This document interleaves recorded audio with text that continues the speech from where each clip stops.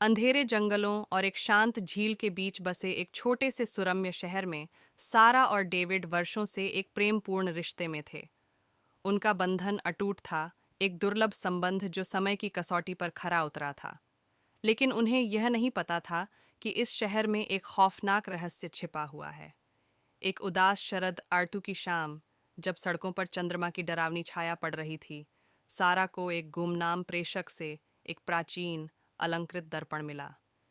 यह एक नोट के साथ आया जिसमें लिखा था, आपके अपने जैसे शाश्वत प्रेम के लिए। उत्सुकतावश उसने दर्पण को उनके आरामदायक बैठक कक्ष में रख दिया, यह न जानते हुए कि उसमें कितनी भयावह शक्ति थी। अगले कुछ दिनों में अजीब घटनाओं ने उनके शांत जीवन को अस्त व्यस्त करना शुरू कर दिया। डेविड को दर्पण के अंदर फंसने और भागने में असमर्थ होने के भयानक दुःस्वप्न आने लगे। वह ठंडे पसीने में भयभीत होकर जाग उठा। सारा ने भी दर्पण में अजीबोगरीब प्रतिबिंब देखे, पृष्ठभूमि में छिपी विकृत आकृतियां, फुसफुसाती आवाजें जो किसी अन्य क्षेत्र से गूंजती हुई प्रतीत होती थीं।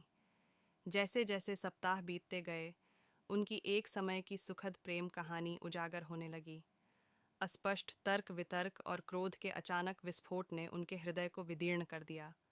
ऐसा लगता है कि दर्पण की अशुभ उपस्थिति उनकी नकारात्मक भावनाओं को पोषित कर रही है, जो हर गुजरते दिन के साथ मजबूत होती जा रही है।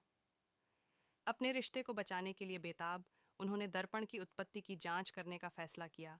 उन्होंने एक शापित दर्पण के बारे में एक डरावनी किंवदंती का खुलासा किया, जिसके बारे में कहा जाता है कि यह दुष्ट आत्माओं द्वारा बसाई गई एक समानांतर दुनिया का प्रवेश द्वार है। ऐसा कहा जाता था कि दर्पण को केवल प्रेम के शुद्धतम रूप से ही तोड़ा जा सकता है। सारा और डेविड अभिशाप को तोड़ने और अपने प्यार को बहाल करने